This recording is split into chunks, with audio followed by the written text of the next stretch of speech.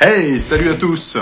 Alors dans cette vidéo, je vais faire quelque chose que j'avais envie de faire depuis longtemps, lire des dialogues de BD. Alors, je suis bien au courant que depuis des années, il y a une espèce de petite guéguerre entre le côté oui, mais la BD suffit à elle-même, et le côté oui, mais la BD, il y a des dessins, les gens ne lisent plus, il faut mettre du texte partout. Bon, ça nous a donné Black et Mortimer, alors autant c'est de la bonne BD. Autant, quand t'as des cases avec un bonhomme qui fait quelque chose, un texte qui te dit ce qu'il fait, personnage dans sa bulle qui dit ce qu'il fait, tu dis qu'on est allé un peu loin. Bon, en lisant les dialogues de BD, mon idée c'est pas de prendre position là-dedans ou de dire le texte c'est mieux ou le dessin c'est mieux. Non, c'est juste effectivement d'aller piocher des petits éléments des fois dans la BD et de dire que ça pète la classe, tout simplement. Alors on va commencer avec nos amis les comics. Voilà, je vais vous prendre deux petits exemples que j'ai sous la main et qui m'ont toujours marqué, tellement marqué que chaque fois que je lisais, j'ai forcément envie de les lire en haute voix. Alors on va commencer en sortant un bon vieux Strange, ou un bon Strange des familles. Alors ça je me rappelle, on était en vacances, je vais avoir peut-être 14 ans, un truc comme ça. On était en vacances avec mes parents et mes sœurs. Et il y avait un magasin, mais c'était l'Eldorado, vous pensez, que des vieux magazines comme ça, des vieux Strange. Sans le vieux papier moisi, c'était formidable. J'ai pas pu acheter tout le magasin malheureusement. Mon père il était sorti, il avait vu ce magasin, il m'a pris des bouquins et après on y retournait ensemble. Et donc dans celui-ci, qu'est-ce que nous avons? Nous avons dans celui-ci une aventure des Vengeurs. Oui, parce qu'à l'époque on n'était pas encore derrière les Avengers. Et donc en l'occurrence dans cette histoire des Vengeurs, que se passe-t-il? Donc nous avons Thor qui est mis en scène, donc qui fait partie des Vengeurs que vous connaissez, mais il y avait évidemment Hercule, le dieu grec. Oui, parce que la mythologie grecque, la mythologie nordique, tout ça, c'est libre de droit. Donc Marvel, ils allaient pas se prendre la tête, on va les adapter. C'est pas un jugement de valeur, mais c'est vrai, hein, quelque part c'est pour ça qu'ils les ont repris. En l'occurrence, dans cette histoire, le pauvre Hercule s'est retrouvé à l'hôpital, suite à une défaite dans un numéro précédent que je n'ai pas et que je n'ai pas lu, mais bon, c'est pas grave, on prend le train en marche, on rentre bien dans l'histoire, et un soir, que se passe-t-il? Oh mon Dieu, un homme avec un casque ailé et une longue cape rentre dans la chambre d'Hercule et le kidnappe. Et il se fait surprendre sur la caméra de surveillance par une infirmière. Et donc, ça c'est la fin d'un épisode. Épisode suivant, les Vengeurs arrivent sur place pour enquêter. Et ils discutent avec l'infirmière qui regardait sur l'écran de surveillance. Et tout à coup, elle voit entrer dans la pièce Thor, le dieu du tonnerre. Et donc il rentre. Et là, tout à coup, l'infirmière le regarde et l'accuse. C'est lui qui a kidnappé Hercule. Captain America lui répond, impossible, Thor, c'est Thor, un vengeur. Je suis sûr que c'est lui, le ravisseur avec une cape et un casque ailé. Et là, c'est là où Thor, il la regarde et il lui répond. Alors c'était un imposteur, Jean Todam. Le fils d'Odin est l'ami d'Hercule, et mon cœur saignait à ses blessures. Oh, le mec, il envoie du pâté, quoi. Et quand je pense que, dans les films, la réplique la plus connue qui traîne le plus sur Internet, c'est Another. Non, ça vous dit rien? Juste comme ça? Ah, c'est quand il fait Another! Another! Sorry. Voilà, bon, alors je suis désolé, mais là, quand il te fait Jean Todam, le fils d'Odin... Mais non, parce que le mec, il met tout, hein. Il met tout. Alors déjà, il dit Jean Todam, tu vois, genre... Thor. La masculinité toxique, il connaît pas Thor, hein. Ah non, lui, c'est Jean Todam. Tu vois, la galanterie oblige, tu vois, non, ça déconne pas, hein. Et puis en plus, il parle de lui à troisième personne, hein. Non, c'est le fils d'Odin, s'il vous plaît. C'est le fils d'Odin et l'ami d'Hercule. Et on rajoute une couche, et il va quand même pas dire j'étais en empathie avec mon bro, quoi. Non, lui, il arrive, il te dit et mon cœur saignait à ses blessures. Alors là, mais je vous jure, chaque fois que je lis ce passage, mais je le lis haute voix. C'est obligé. Tu ne peux pas le lire autrement. Donc ouais, non, mais franchement, Thor, voilà, ça c'est du dialogue. Ça c'est du dialogue qui marche super bien. Et je trouve ça marche, parce que c'est un dieu, tout simplement, donc il est quand même un peu au-dessus de nous, excusez-moi. Il est de sang bleu, donc c'est le fils d'Odin, s'il vous plaît. Et donc forcément, c'est la grande classe. Et en plus, c'était dessiné par John Buscema.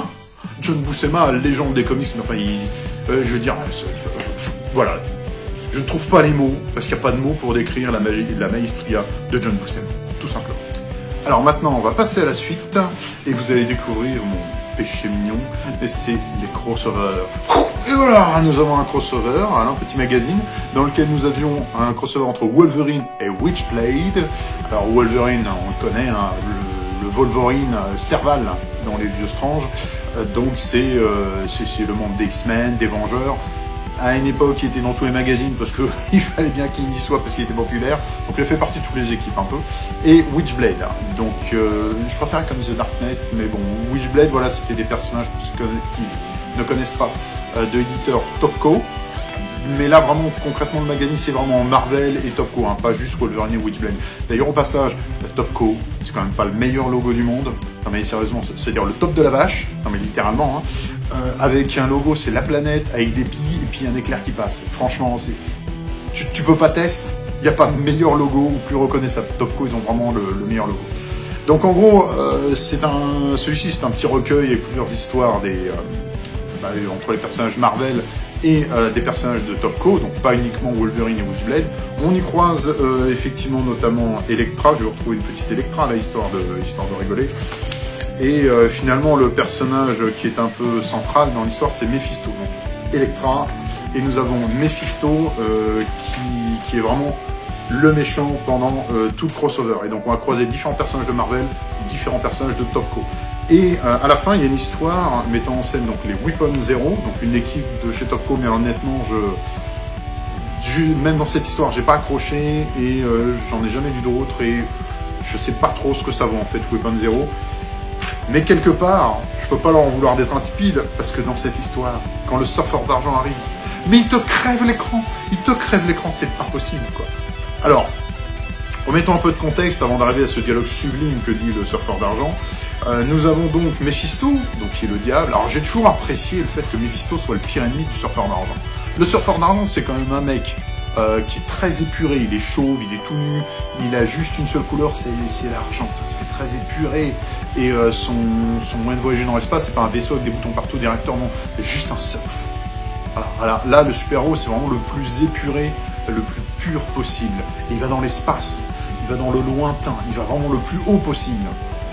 Et à côté, son ennemi, c'est tout l'inverse. Alors lui, il est tout en bas, il est dans les enfers, il y a des flammes, il y a des champs, bordel, un nez crochu, des dents partout. Et voilà, donc on a la texture contre la pureté, contre l'immaculé. On a la pureté contre la méchanceté. On a vraiment un truc qui est super intéressant. Donc vraiment le conflit Mephisto et le surfeur d'argent marche super bien. Donc dans cette histoire, Mephisto va donc se faire passer pour une espèce de prêtre et hypnotiser tout un peuple. Et c'est là où le surfeur d'argent arrive, tel un héros sous un halo de lumière, tel un messie, et il démasque l'imposture donc de Mephisto. Mephisto s'exclame « Mon masque tombe, cela ne se peut, qui oserait ?» Et là on voit le surfeur d'argent arriver, et il dit « Moi, Mephisto, j'ai rompu le charme et découvert à tous ton véritable visage.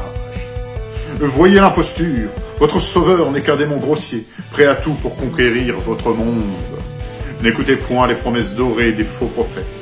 Leur langue distille un miel empoisonné. Je connais celui-ci, hélas. Jamais mystificateur plus éhonté n'a sévi de par l'univers. Mais alors là, les rap battles, c'est que dalle à côté, hein. Tu as le surfeur d'argent, il nous met tous à l'amende, hein. Direct, hein. Ah mais je vous jure, alors, autant, là clairement c'est un crossover Marvel Topco, et c'est dessiné par les artistes de Topco, hein. T'as du Marc Silvestri là-dedans. Et c'est délirant parce que effectivement ils sont très très racoleurs, hein. Je veux dire, les femmes là-dedans, elles ont des poitrines, tu te demandes comment ça tient dans l'épaisseur de la feuille, hein. C'est pas possible. Et des tailles de ventre qui sont aussi petites plus petites que la taille de leur cou. Enfin, ils partent vraiment dans des trucs comme ça. Ce qui a fait leur succès quelque part, ce qui pour certaines choses était nécessaire pour donner un coup de pied à l'univers des comics, mais en même temps, c'était un peu bas de plafond. Et pourtant, ils arrivent à te pondre un texte comme ça pour le surfeur d'argent. J'en ai lu des tas des BD du surfeur d'argent, mais c'est peut-être le meilleur dialogue que j'ai trouvé dedans du surfeur d'argent. Mais c'est parce que ça en fait des tonnes, parce que ça fait très littéraire, mais ça montre à quel point le personnage est érudit. Et d'ailleurs, c'est paradoxal cette scène-là, parce que à la fois, elle arrive vraiment comme le Messie, quoi. C'est Jésus, le mec. Le surfeur d'argent, c'est Jésus. Mais en même temps, il te dit, ne croyez pas en la religion, ne croyez pas aux fausses promesses. Et c'est quand même un paradoxe, c'est complètement délirant, et qui est parfaitement raccord avec le personnage. Donc, vraiment, j'ai acheté cette couverture, enfin, j'ai acheté ce bouquin à la couverture pour Wolverine Witchblade, et je trouve le meilleur dialogue du surfeur d'argent dedans. je ne regrette pas. Et c'est vraiment un dialogue, chaque fois que je l'ai, que je lis cette BD, je ne peux pas m'empêcher de le lire haute voix, tellement c'est génial. Voilà, alors j'espère que ça vous aura plu. Pour ceux qui ne me suivent pas sur Facebook ou qui ne suivent pas mon actualité, sachez qu'en ce moment, donc, je suis en train de faire ma prochaine bande dessinée, donc Exilium. C'est actuellement en financement participatif sur la plateforme Ulule. Voilà, donc si vous faites partie de ceux qui n'ont pas encore participé ou qui ne le savent pas, je mets un petit lien dans la description. Comme ça, vous allez pouvoir vous rendre directement sur la page Ulule. Je vous invite à participer, comme ça me permet de produire cette nouvelle BD que vous découvrirez donc en décembre 2020. Donc une bande dessinée, un comics de super-héros. En tout cas, je vous remercie. J'espère que cette vidéo vous a plu, vous a amusé. Je vous souhaite une très bonne journée. Prenez soin de vous et de vos proches. Encouragez les artistes qui vous font rêver. Et à la prochaine. Salut!